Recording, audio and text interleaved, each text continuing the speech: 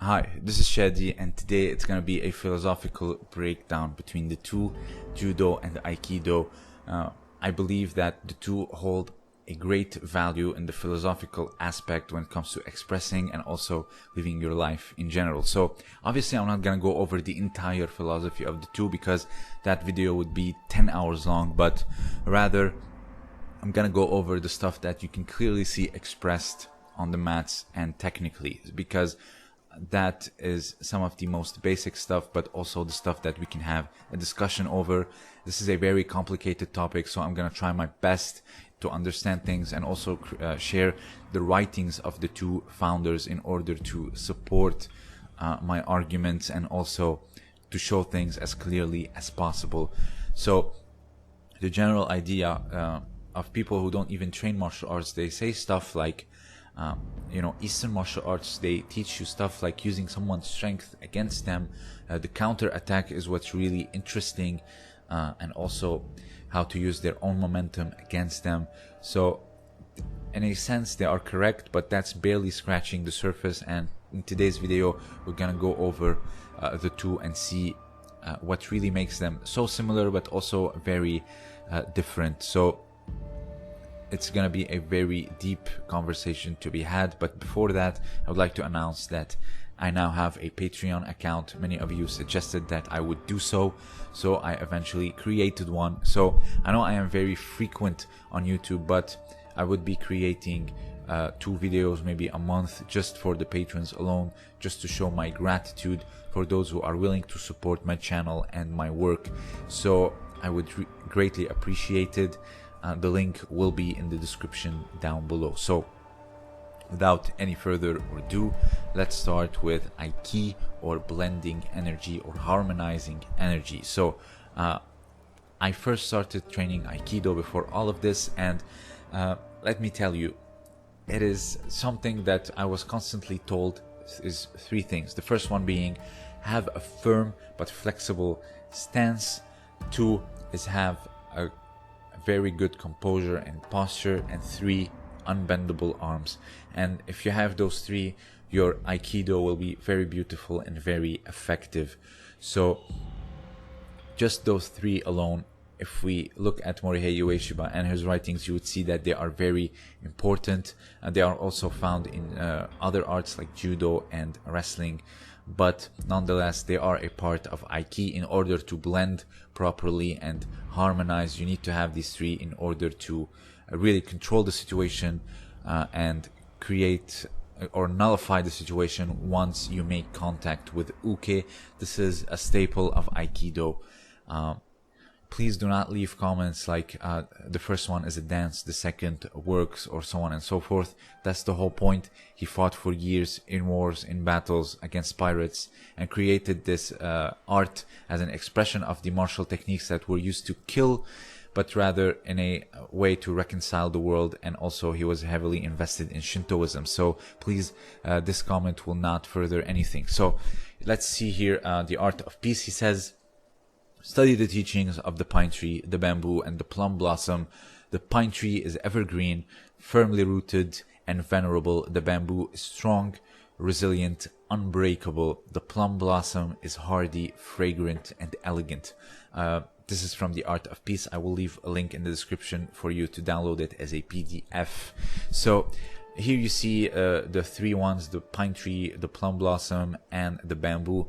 They clearly demonstrate the 3 principles that I discussed: the firm stance, the resiliency, unbendable arms, also the straight back and relaxed shoulders. So here you see O-sensei interacting with his students, but remaining with a good posture, unbendable arms, and also just a firm and resilient stance. He's moving around, he's being playful with his movements, he's blending in, as you hear in Aikido, but at the end nullifying everything, breaking the posture of his students. This is the famous 1-finger pin of Aikido. You see it here demonstrated in front of you.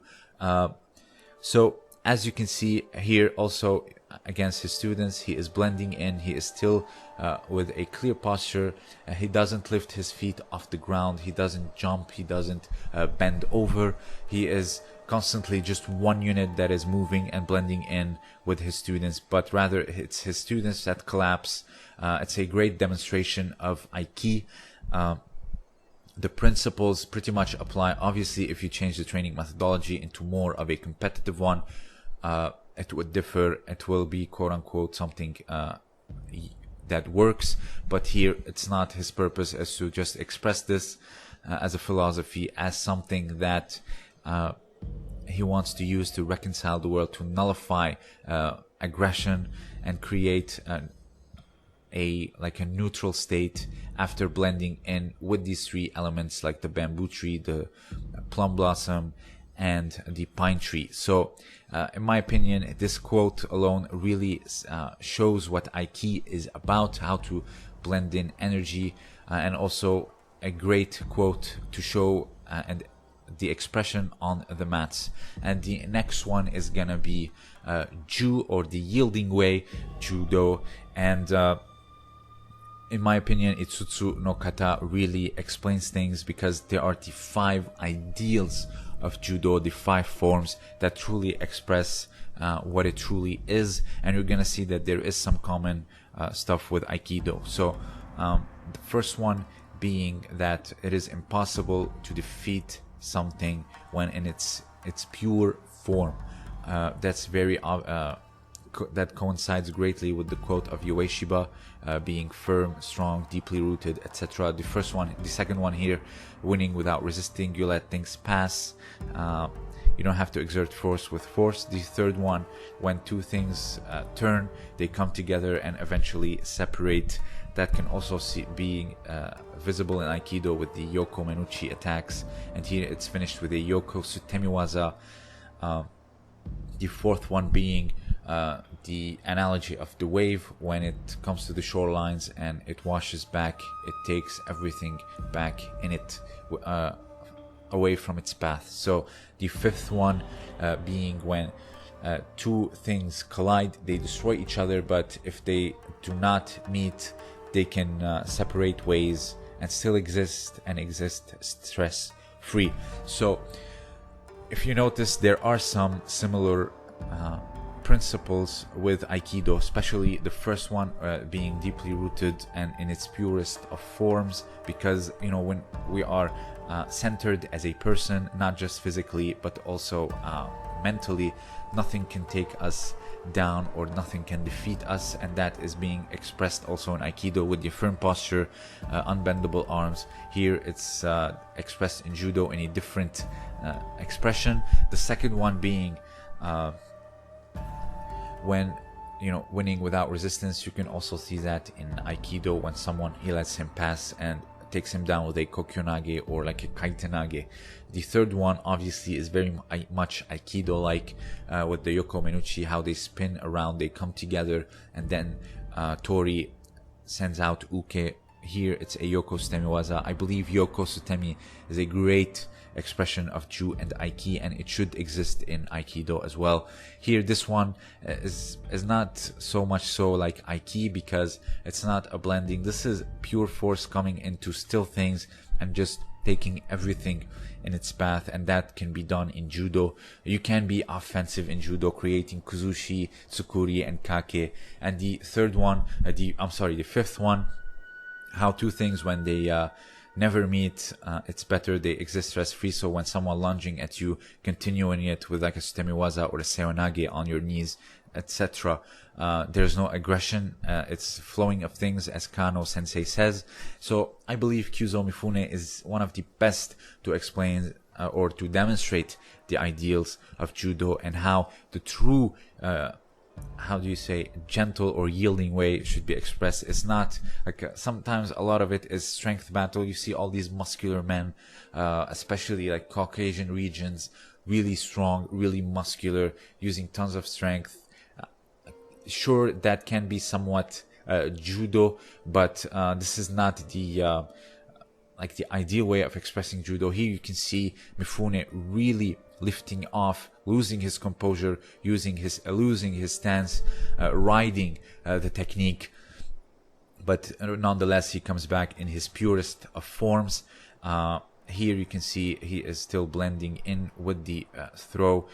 It's a great example of what like advanced judo is like. This is what a 10th dan should do. Here you can see come back to his composure, blending in with the movement, with seoinage, and then finishing off with the sutemiwaza. So this one is like the winning without resistance, and also blending in and separating. Here you can see is even riding the Deashi Harai. Our first instinct is to really block and freeze and use strength in order to counter someone, but here look at this.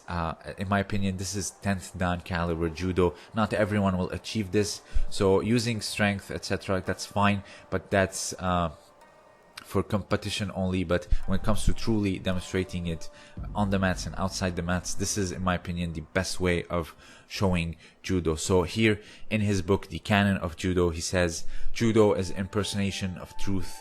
In explaining judo, often we say gentleness often controls sturdiness, as ju or yawara implies tenderness. Ju shows free mental attitude created by gentle and elastic capability, physical and mental, which enables a player in face of emergency to change his position and act or avert a danger in accordance with the requirement of time and place given. In judo, rather to win by taking advantage of the momentum or strength of the opponent, one's exertion to nullify the opponent's strength without unnecessary labor will enable him to win. This is the best use of energy if it's possible. So here you see Ki Young Jian demonstrating an Uchima Tageshi, a perfect example of what Mifune was saying. He got lifted off, he lost his posture, no strength needed, a little bit of tactical pushing and pulling, that's all that was needed. Look, he lost his posture, he lost his composure. The Uchimata seems very strong and very dominant, but yet it was Ki Young Jian that scored the ippon or nullified the entire act, and that, in my opinion, is the best form of expression of judo, rather than just someone launching a very high arm and continuing it with seoinage, or remaining really strong postured like Ono and then just bam with brute strength and force striking with osotogari.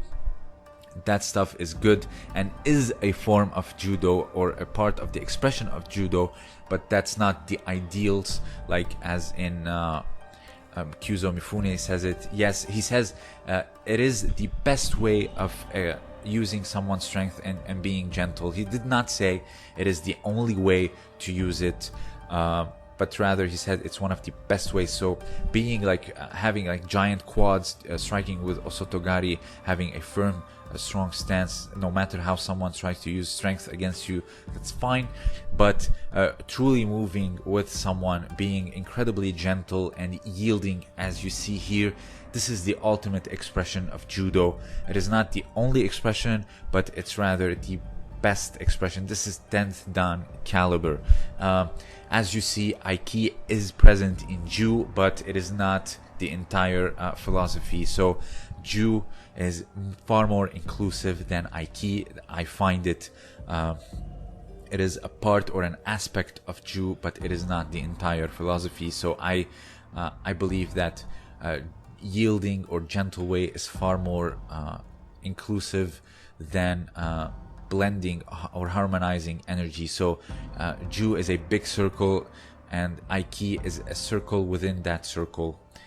That's how I see it. So like I said, this is a very complex topic, exploring the writings and reading and examining things, but also try to see how it applies on the mats, especially someone with the knowledge of and the philosophical awareness of Mifune is not an easy task to do.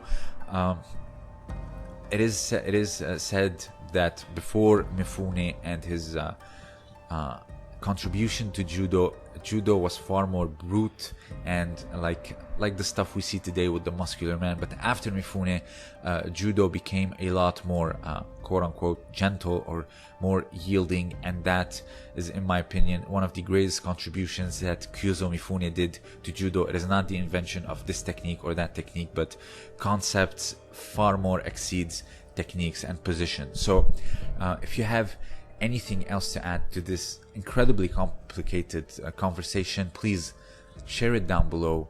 This was Shadi, and as always, thank you for listening. And if you are interested in supporting my work, the link for my Patreon will be in the description, as well as the Canon of Judo and the Art of Peace. So if you have anything else to add, please share it down below.